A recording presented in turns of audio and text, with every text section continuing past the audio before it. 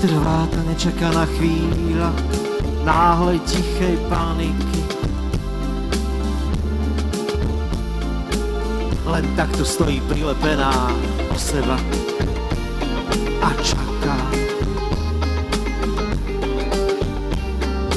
Kam sa rozbehnú jej vlastné vzblkajúce topánky. A za ňou všetky nedočkavé chrty, aj vyprázdnené chodníky. Bola to náhoda, ja som hľadal texty k hudbe, ktorú som mal pripravenú na nový album. A keďže som pozeral doma nejaké zbierky, ktoré som mal a išiel som si aj niečo kúpiť, tak som naďabil práve na vyšlú zbierku Ivana Štrbku Kam plášť, tam vietor, ktorá vyšla koncom roku 2018. A začal som si listovať, začal som si skladať nejaké pesničky a zrazu som mal za mesiac 8 nových vecí, čiže tú hudbu, ktorú som mal predtým, som odložil. A tieto nové pesničky som poslal Danovi, jemu sa to páčilo a tak to pokračovalo. Čiže úplne náhodou, ako to zvyčajne v živote býva. Bez stopy po analógii miesto mizne, žiadny medzipriestor rodiacej sa predstaví.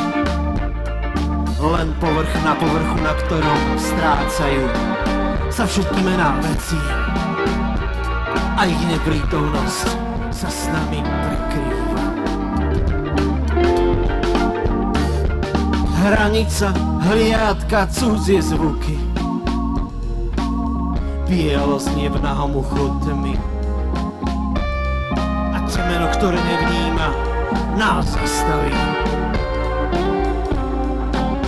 Chlad prebíha.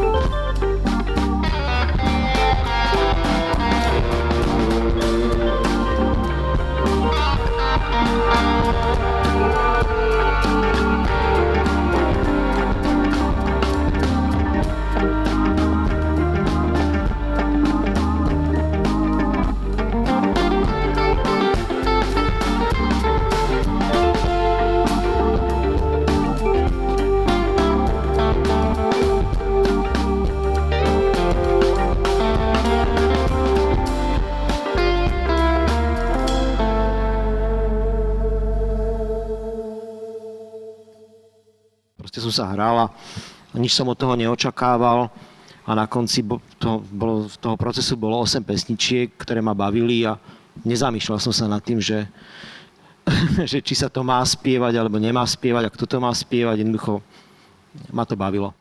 To je interpretácia vlastne, doslova. A aj tá hudba celá a samotný ten prejav, taký vlastne civilný prejav, aj si vybral také veci, ktoré mohol opakovať. A je to aj vystavané tak ako hudobne, nie len, že otočíme to párkrát a tak sa to usadí, ale nie, ja som bol prekvapený a vždycky je dobre, keď sa stretne človek s niečím novým. Ale akceptujem, je to naša spoločná vec v tejto chvíli, tak jak to on prezentuje. Ale hovorím, že nebol to zámer môj, jemu to poslúžilo a ja som rád. Počas toho hrania sa a vytvárania melódie tak sa tie texty stali mojimi, keď samozrejme, že jeho texty sú ďaleko zložitejšie ako moje a chvíľku mi trvalo, až som sa ich naučil a stále sa mi občas stane, že mi vypadne nejaké slovo a neviem si spomenúť, pretože to nie je také jednoduché.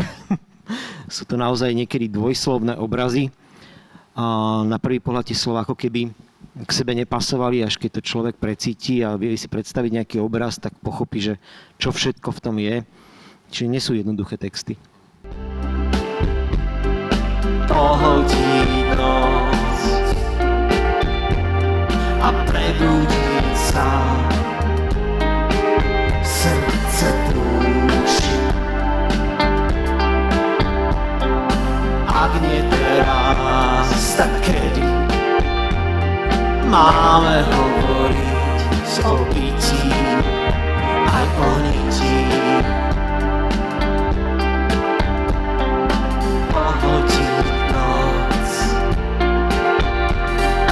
Prebudiť sa, srdce púši.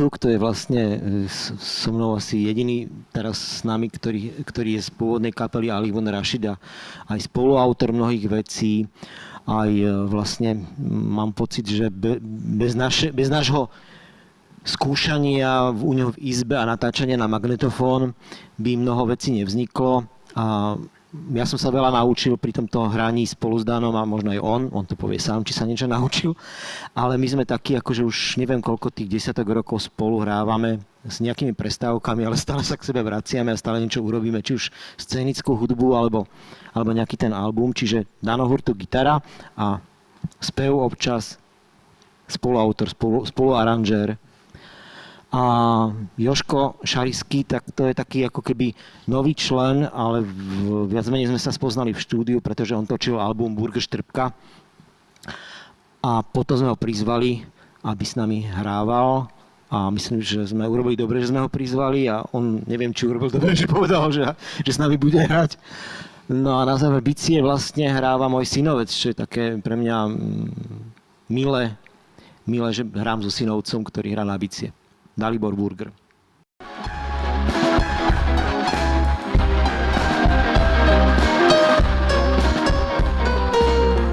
Ako sa odráža zrkadlo vo mne, kam idú kroky z neho. Keď pribúda svetlo a s tieňou vecí nestráca sa tma.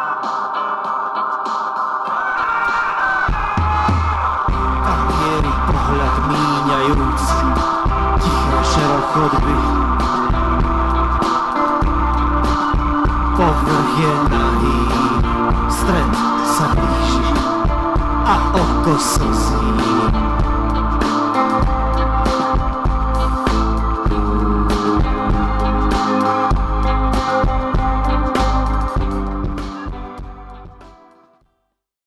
Vyvíjam vlastný software a takáto príležitosť je fajn na vyskúšanie nejakých nových postupov.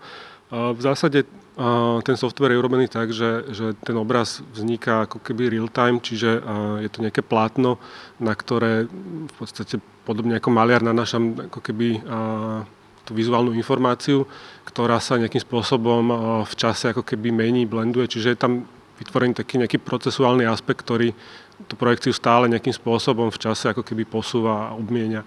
A v zásade pracujem s typografiou, ktorá nejakým spôsobom odkazuje vlastne aj na ten obal a na ten vizuál obalu, kde ako keby som si zobral také tie staré letrasetové ako keby matrice, pomocou ktorých sa dali prenášať písmenka na papier takou technikou ako keby pretláčacou. Takže je tam taká ako keby chybovosť, taký analogový feeling to má. Áno, Jano Šicko, ktorý robil obal a musím povedať, že mne sa ten obal veľmi páčil, že tá spolupráca bola tiež rovnako taká na prvú, že doniesol a som bol nadšený. Pre mňa ako keby najzásadnejšia bola asi že silná emócia, ktorú som chcel práve zámerne použiť a vlastne ten príbeh je možno až príliš osobný, lebo je to moja dcéra, ktorú som odfotil a jak sa jej stal úraz, čiže je tam tak ako keby dvojznačnosť toho, že na jednej strane som musel zachovať chladnú hlavu nejakého fotografa, ktorý ako keby robí fotku, ale zároveň som bol rodič, ktorý následne museli zratovať dieťa, ktoré si rozbilo bradu a bolo treba to potom aj zašiť. Čiže je tam ako keby pre mňa osobne, ale myslím, že aj tá fotografia sama o sebe ako keby je silná v tej emócii a myslel som si, že je dôležité ako keby práve s touto emocionalitou pracovať.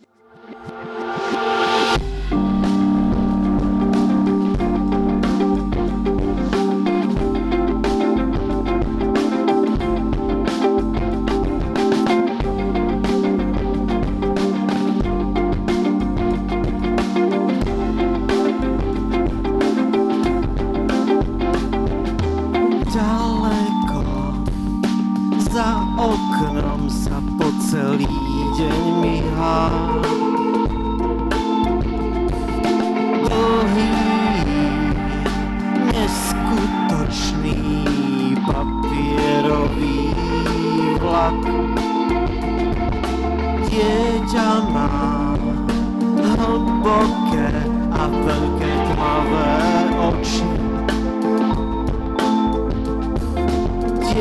ťa číta a všetko prečítané písmeno za písmenom v nich nenávratne mysne. Všade je číry svet, vajce sa rodí samo, vták letí naopak. Všade je číry svet, vajce sa rodí samo, vták letí naopak. Vták letí naopak.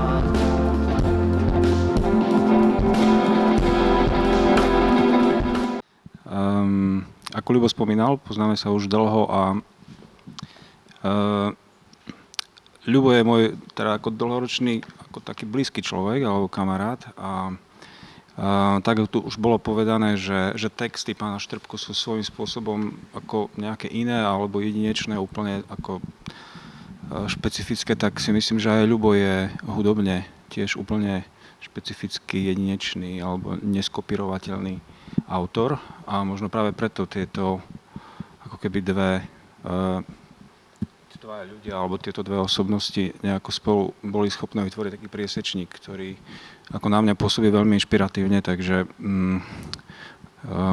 jak som to teda prvýkrát počul, tak čokoľvek, čo som do tých ľubových nápadov skúšal, tak to prichádzalo tak veľmi ľahko, alebo tie nápady boli veľmi rýchlo, ako keby, že na svete. Tak možno, že aj to, že aj Ľubo je taký jedinečný zjav, to tak mám povedať, hudobne, a že si teda veľmi vážim, že ma oslovil na tú spoluprácu a pozval do tohto projektu. Aj keď na začiatku som vlastne ako keby vôbec netušil, že to bude album a že to možno budeme niekedy aj hrávať. Viac menej to bolo len tak, že niečo sme ako keby skúšali alebo hľadali.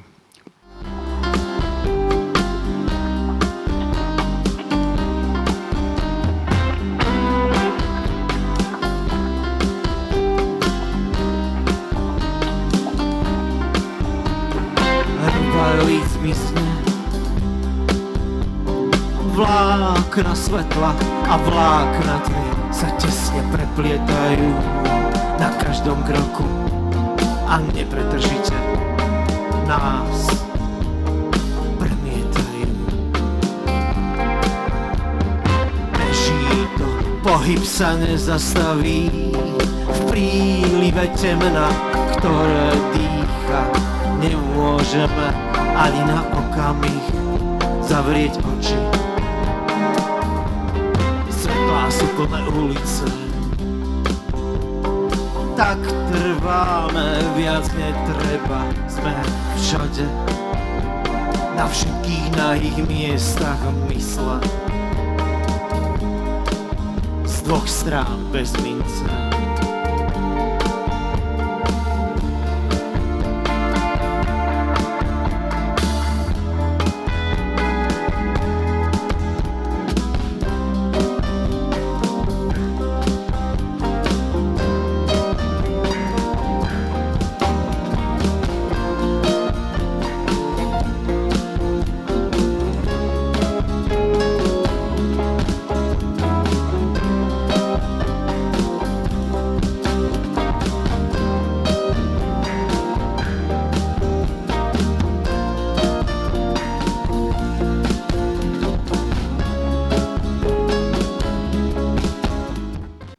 Album Burger Štrbka vznikal tak, že som nahral aj basgitaru, aj klávesy, ale potom, keď som Jožka oslovil, že by hral basgitaru, keďže nemôžem hrať aj, tak on povedal, že veď bude to hrať na Moogoch, lebo ten zvuk sa lepšie ozvučuje a nám sa to zdalo, že fajn a potom vlastne niektoré tie dychy, keď hrávame staršie veci, tak hrá vlastne na tom Moogu alebo Prophet, to je, či čo to tam je, nejaký niečo tam je, tak na tomto hrá a nám sa to zdalo fajn, že zvukovosti nemáme problém.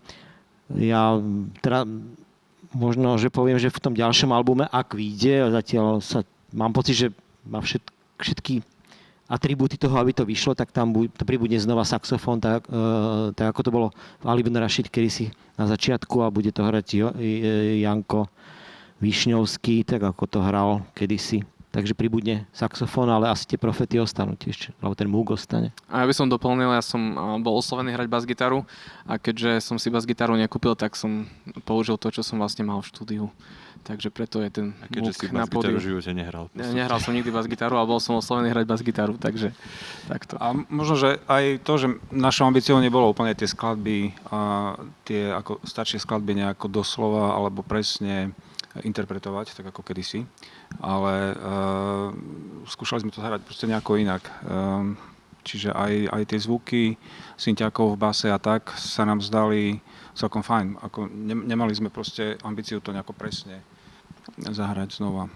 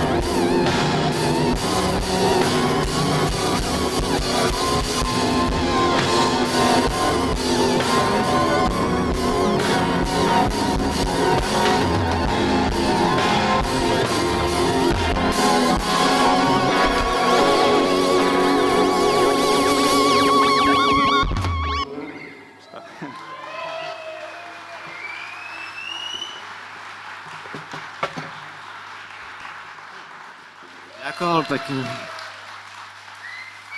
Ďakujeme. Pekný večer.